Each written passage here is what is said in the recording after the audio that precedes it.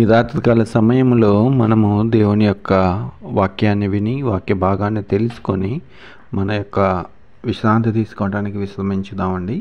ఈ రాత్రికాలము మనకు ఒక లోతైన సత్యాన్ని గుర్తిస్తుంది. నిశ్శబ్దంలో కూడా మన ఆత్మలు ప్రభువులకు దగ్గరవుతాయని తెలుపుతున్నది. సో ఈరోజు మనకు ఏర్పాటు చేయబడిన వాక్య భాగము యెషయా గ్రంథము 26వ అధ్యాయము 9వ వచనము ఈ విధంగా సెలవిస్తుంది. రాత్రివేళ నా ప్రాణము నిన్ను ఆశించుచున్నది, నాలోనున్న ఆత్మ ఆసక్తితో నిన్ను ఆశ్రయించుచున్నది. నీ తీర్పులు లోకమునకు రాగా లోక నివాసులు నీతిని నేర్చుకొందరు. దేవుడి వాక్యమును దీవించులాగున మనం కొద్ది నిమిషాలు ధ్యానించుకుందాం. మనము నిశ్శబ్దంలో ఉన్నప్పుడు కూడా మన హృదయాలు దేవుని కోసము మనకున్న అవసరాన్ని నిజంగా అనుభూతిని చెందడానికి అనుకూలిస్తాయి. రాత్రిపూట నా ఆత్మ నీ కోసం ఆరాటపడుతుందని వచనము మనకు సెలవిస్తుంది. కాబట్టి ఇది ఒక పవిత్రమైన కోరిక, దేవునికి మరియు మనకు ఉన్న యొక్క నిర్వచనాన్ని తెలియజేస్తుంది. మనము ఏ విధంగా దేవుడితో మాట్లాడతాము. రాత్రి కాల సమయంలో మనము పడుకొని మనం నిద్రించున్నప్పుడు 2 నిమిషాలు మనం ప్రార్థించుకొని దేవుడికి మనం మధ్య మాట్లాడుకుందాము. దేవుడితో మనము అనుసంధానించుకొని మన అవసరతలు ఏమిటి, మనకు జరిగిన మేలులేంటి, కీడులేంటి, ఈ రోజులో మనకు జరిగిన ప్రతి ఒక్క అవసరాన్ని జరిగిన వాటికి కోసం ఆనందించటము లేదా జరగవలసిన వాటి కోసము దేవుడితో అడగటము, ఈ విధంగా మనము దేవునితో మన యొక్క అనుబంధాన్ని పెంచుకోవచ్చండి. కాబట్టి మనము ఈ రాత్రికాల సమయంలో మనము నిద్రించేటప్పుడు మనము దేవునితో మనము అనుసంధానించుకొని మనము మాట్లాడాలి. దేవుడి వాక్య భాగాన్ని దీవించులాగున మనము 2 నిమిషాలు ప్రార్థించుకుందాం. దేవుడు మనకు సెలవిచ్చిన ప్రకారము మనము ప్రార్థించుకుందామండి. మమ్మల్ని అతిమిక్కిలుగా ప్రేమించిన మా పరలోక రక్షక దేవా, నీకే వేలకొలది స్తుతులు స్తోత్రం చెల్లిస్తున్నాం తండ్రి.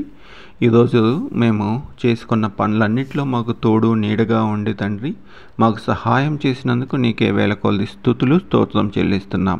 రాత్రికాల సమయంలో మేము మా పడకల్లో పడి నిద్రిస్తుండగా దేవా, మాకున్న అనిశ్చితి ఏమిటో మీకే బహాటంగా తెలుసున్నాయన. ఈ ఆన్లైన్ ద్వారా జాయిన్ అయ్యి బిడ్డలు మరి కుటుంబాల కోసము మరియు ఆర్థిక సమస్యల కోసము మరి ఉద్యోగాల కోసము ప్రార్థించమని బిడ్డలు అడుగుచుండగా తండ్రి మేము వారి తరపున నిన్ను ప్రార్థిస్తున్నాం. మాకు కూడా ఉన్న అవసరతలు ఏమిటో మీకే బహాటంగా తెలుసున్నాయన. మరి ఈరోజు నుంచి స్కూళ్ళకు వెళ్ళే పిల్లలైతేమి, హాస్టల్లో ఉన్న పిల్లలైతేమి, మరి ఉద్యోగాల నిమిత్తము దూర ప్రాంతాలకు వెళ్ళి సాయంకాలం మరి తిరిగి వచ్చి నేను స్తుతించుకునే భాగ్యం కలుగు చేస్తున్నందుకు వందనాలు. అదేవిధంగా తండ్రి కాలేజీకి వెళ్ళే బిడ్డలు మరి కాలేజీకి వెళ్ళినప్పుడు వచ్చినప్పుడు వారి వాహనాలలోనూ మరి ఎటువంటి వాహనమైనను మీరే వారికి తోడు నీడగా ఉన్నందుకు వందనాలు. రాత్రికాల సమయంలో మరి మేము నిన్ను ధ్యానించుకొని మా పడకల్లో పడి మేము నిద్రిస్తుండగా తండ్రి మరి మా అవసరతలు ఎదిగిన దేవుడు తండ్రి, మరి కుటుంబంలో ఉన్న సమస్యలు మీకు తెలుస్తున్నాయన ప్రభువా.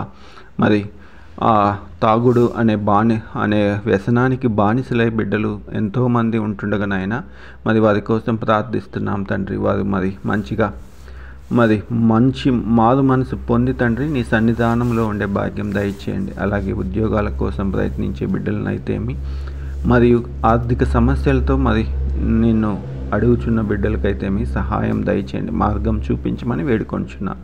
ఉద్యోగాల కోసం ప్రయత్నించే బిడ్డలకు సహాయం చేయండి. మరియు ఏదైనా బిజినెస్ చేసుకోవాలనే ఆలోచనలో ఉండే వాళ్ళనైనాను మరియు ఏదైనా మీరు సహాయం చేస్తారని ఎదురు చూసే బిడ్డలకైతే మీరు తోడు నీడగా ఉంటారని ఈ కొద్ది విన్నపములు మా ప్రభువును ప్రియుడైన యేసుక్రీస్తు నామమున అతి వినయంగా ప్రార్థించి వేడుకొంచున్నాం తండ్రి, ఆమెన్. ఈ రాత్రి కాలంలో మనము విశ్రాంతి తీసుకున్నప్పుడు మన ఆత్మ దేవుని సన్నిధిలో శాంతి పొందులాగున మనము ఆయనను మన సన్నిధానంలోకి ఆహ్వానిద్దాము.